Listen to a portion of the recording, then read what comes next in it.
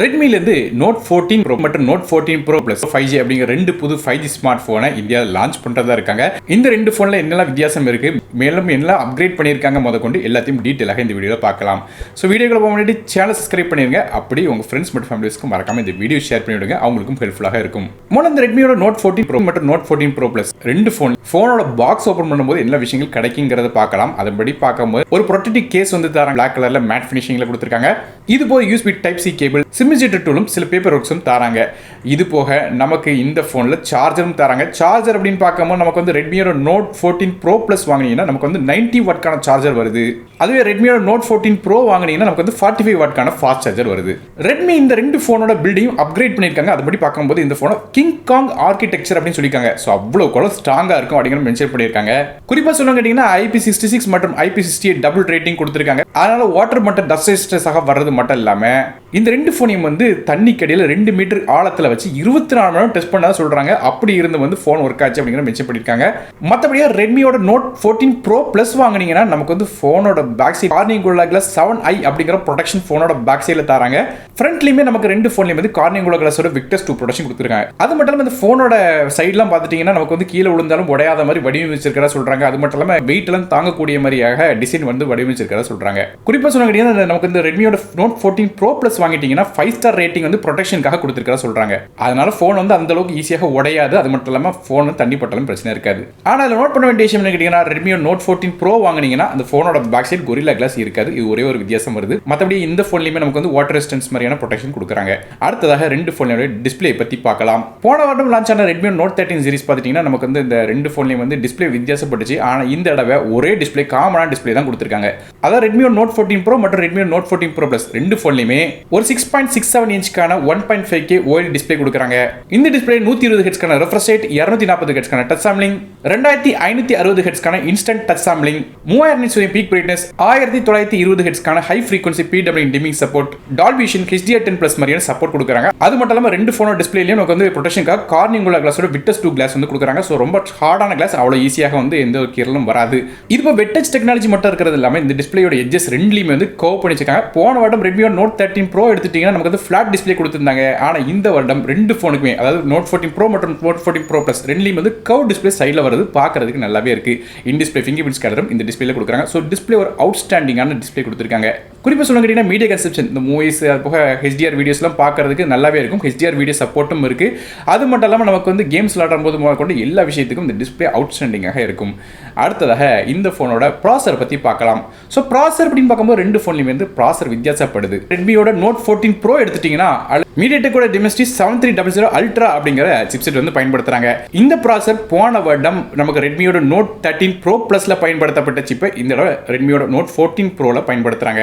கிராபிக்ஸ்கா இந்த ப்ராசர்ல மாலியோட G615 MC2 அப்படிங்கிற GPU கொடுக்குறாங்க. இந்த ப்ராசர் பெர்ஃபார்மன்ஸ் பத்தி பார்க்க முன்னாடி இது ஒரு ரேங்கிங் பார்த்துடலாம். இந்த ப்ராசருக்கு 51000 கிடைக்குது. மார்க்ஸ் அப்படின்னு பார்க்கும்போது 100க்கு 45 மார்க்கும், கிரேடுன்னு பார்க்கும்போது B கிரேடும் கொடுக்குறாங்க. ஸோ பேசிக்கா இதோட பெர்ஃபார்மன்ஸ் எப்படின்னு கேட்டீங்கன்னா ஆப்ஸ் ரன் பண்ணலாம், மல்டி டாஸ்கிங் பண்ண முடியும். கேம்ஸ் அப்படின்னு பார்க்கும்போது என்ட்ரல் கேம்ஸ், மிட் செட்டிங் கேம்ஸும் சில ஹெவியான கேம்ஸ் விளையாட முடியும். அதே ரெட்மியோட நோட் 14 ப்ரோ பிளஸ் எடுத்துட்டீங்கன்னா 7S Gen 3 அப்படிங்கிற 4 நானோமீட்டர் சிப்செட் பயன்படுத்துறாங்க. கிராபிக்ஸ்கா Adrenoவோட 720 GB கொடுக்குறாங்க. இந்த ப்ராசர் கிட்டத்தட்ட 35000 கிட்ட வந்து பெர்ஃபார்மன்ஸ் வருது. அது மட்டும் இல்லாம மார்க்னு பார்க்கும்போது 100க்கு 51 மார்க் எடுக்குது. ஒரு B கிரேட் சிப்செட்டா கொடுக்குறாங்க. ஸோ பேசிக்கலி இதுலயுமே ஆப்ஸ் ரன் பண்ண முடியும், மல்டி டாஸ்கிங் பண்ணலாம். கேம்ஸ் அப்படின்னு பார்க்கும்போது ஹெவியான கேம்ஸ் கூட ஓரளவு மிட் செட்டிங்ஸ்ல வச்சு விளையாட முடியும். ஸோ ரெட்மியோட நோட் 14 ப்ரோ கம்பேர் பண்ணி பார்க்கும்போது ரெட்மியோட நோட் 14 ப்ரோ பிளஸ் இன்னும் கொஞ்சம் பெட்டரான சிப்செட் வந்து கொடுத்திருக்காங்க. ஸோ பெர்ஃபார்மன்ஸ் இன்னும் கொஞ்சம் பெட்டராக இருக்கும். ஸோ ரெண்டு போனுமே 5G சிப்செட்ங்கிறனால ரெண்டு போன்லயும் 5Gக்கான சப்போர்ட் இருக்கு. அதாவது 5Gக்கான SANC சப்போர்ட் தராங்க. இது போல் dual 4G VoLTE, Wi-Fi 6, Bluetooth 5.4, NFC மாதிரியான விஷயங்களும் தராங்க. ஆனால் நோட் பண்ண வேண்டிய விஷயம் ரெட்மியோட நோட் 14 ப்ரோ பிளஸ் வாங்கினீங்கன்னா அதில் Xiaomi Pascal T1 அப்படிங்கிற ஒரு சிக்னல் என்ஹான்ஸ்மெண்ட் சிப் வந்து கொடுக்குறாங்க. அதனால் டவர் கம்மியாக இருக்கிற ஏரியாவில் போனால் கூட நமக்கு வந்து சிக்னலை வந்து பூஸ்ட் பண்ணி கொடுக்கும். ஆனால் சிக்னல் வந்து இன்னும் கொஞ்சம் பெட்டராக ரிசப்ஷன் ஆகும். அதுவே ரேம் மற்றும் இன்டர்னல் ஸ்டோரேஜ் பற்றி பார்க்கலாம். ரெட்மியோட நோட் 14 ப்ரோ எடுத்துட்டீங்கன்னா 8GB RAM with 120GB storage, 8GB RAM 2GB storage, 12GB RAM 2GB storage மற்றும் 12GB RAM 512GB ஸ்டோரேஜ் அப்படிங்கிற 4 கான்ஃபிகரேஷன் வருது. அதுவே ரெட்மியோட நோட் 14 ப்ரோ பிளஸ் எடுத்துட்டீங்கன்னா 12GB RAM 2GB storage, 12GB RAM 512GB storage மற்றும் 16GB RAM with 512GB storage அப்படிங்கிற 3 configuration வருது.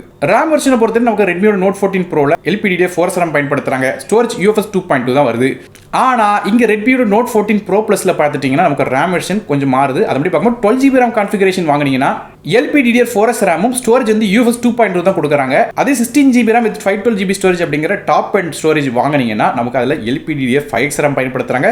ஸ்டோரேஜுமே UFS 3.1 கொடுக்குறாங்க. கூட கொஞ்சம் பெட்டராக இருக்கும் பெர்ஃபார்மன்ஸ் கம்பேர் பண்ணி பார்க்கும்போது. அதாவது ரீடிங் மற்றும் ரைட்டிங் ஸ்பீட் வந்து நமக்கு இந்த top and 16GB RAM version வாங்கினீங்கன்னா Redmi Note 14 Pro Plusல கொஞ்சம் பெட்டராக கிடைக்குது.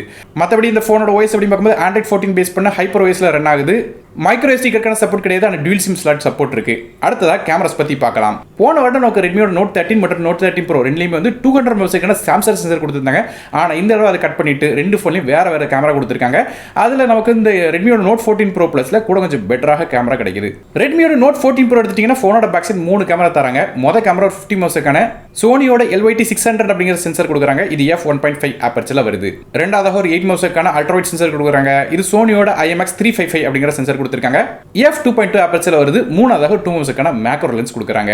ஸோ இதான் ரெட்மியோட Note 14 Pro உள்ள கேமரா. அதே ரெட்மியோட Note 14 Pro Plus எடுத்துட்டீங்கன்னா ரெண்டாவது கேமரா அதே 8 மெகாபிக்சலுக்கான சென்சர் தான். சோனியோட IMX355 சென்சர் f2.2 ஆப்பர்ச்சர்ல தராங்க. ஆனா மொத கேமரா மூணாவது கேமரா பெரிய அப்கிரேட் இருக்கு. அப்படி பார்க்கும்போது மொத கேமரா ஒரு 50 மெகாபிக்சலுக்கான லைட் ஃபியூஷன் 800 அப்படிங்கிற சென்சர் கொடுக்குறாங்க. இது வந்து ஒரு 1/1.55 இன்ச்க்கான சென்சராக வருது. ஆப்டிகல் இமேஜ் ஸ்டெபிலைசேஷன் சப்போர்ட்டும் இருக்கு. ஸோ இந்த கேமரா எங்கே கேட்ட மாதிரி இருக்குன்னா ஷாமியோட 14CB அப்படிங்கிற அந்த vloggers-க்காவே வந்து ஒரு ஃபோன் போட்டாங்க. அந்த ஃபோனில் உள்ள மொத கேமரா அப்படியே கொண்டு இதில் வச்சிருக்காங்க. அதை கேமராவில் கொஞ்சம் அப்கிரேட் பண்ணிருக்காங்க. ஸோ ரெண்டாவது கேமரா நான் ஏற்கனவே சொன்ன மாதிரி 8 மெகாபிக்சலுக்கான அல்ட்ராவைட் சென்சர் இருக்கு. மூணாவது கேமரா வந்து ஒரு 50 மெகாபிக்சலுக்கான 2.5x டெலிஃபோட்டோ கேமராவாக கொடுக்குறாங்க. இது சாம்சங் சென்சராக வருது.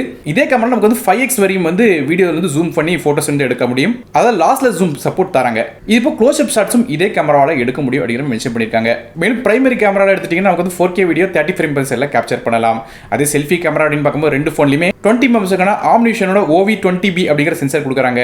இந்த ஃப்ரண்ட் சைட் கேமரால 4K வீடியோஸ் கேப்சர் பண்ண முடியாது. மற்றபடி ஃபுல் HD பிளஸ் வீடியோஸ் வந்து 60 ஃப்ரேம் பர் செகண்ட்ல கேப்சர் பண்ணலாம். இது போக ரெண்டு ஃபோன்லையும் IR சென்சரும் இருக்கு. அதனால ஃபோனை வந்து ரிமோட்டா கூட யூஸ் பண்ண முடியும்.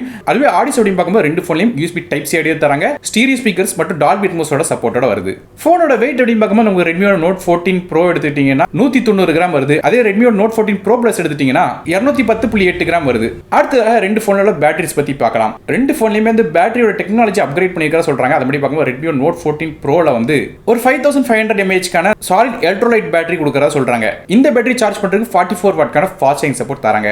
ஸோ சார்ஜ் ஆகிறதுக்கு எப்படியும் வந்து ஒரு 1.5 மணி நேரத்துக்கிட்ட டைம் எடுத்துக்கிட்டும். ரொம்ப ஃபாஸ்ட் சார்ஜிங் இல்லை அப்படிங்கிற காரணத்தினால அதே ரெட்மியோட Note 14 Pro Plus எடுத்துட்டீங்கன்னா ஒரு 6200 mAh சிலிக்கான் கார்பன் அப்படிங்கிற பேட்டரி கொடுக்குறாங்க. ஸோ அதன்படி பார்க்கும்போது இந்த பேட்டரி சார்ஜ் பண்றதுக்கு 90 வாட்க்கான ஃபாஸ்ட் சார்ஜிங் சப்போர்ட் வருது. சார்ஜரும் பாக்ஸ்ல ரெண்டு ஃபோன்லையுமே கொடுக்குறாங்க. மேலும் இந்த ஃபோன்ல பேட்டரியோட லைஃப் ஸ்பேன் நல்லா இருக்குன்னு சொல்றாங்க. அதாவது 4 வருடம் யூஸ் பண்ணாலும் பேட்டரியோட கெபாசிட்டி குறையாது அப்படிங்கிற மென்ஷன் பண்ணிருக்காங்க. இது போக எக்ஸ்ட்ரீமான கோல்டு கண்டிஷன் அதாவது -20 டிகிரியில வந்து சார்ஜ் பண்ணாலும் சார்ஜ் ஆகும் சொல்றாங்க. ஃபோன் அந்த அளவுக்கு வந்து நமக்கு பேட்டரி வந்து ஸ்டேபிளாக கொடுத்துருக்கா சொல்றாங்க Redmi Note 14 Pro Plus வாங்குனீங்கன்னா.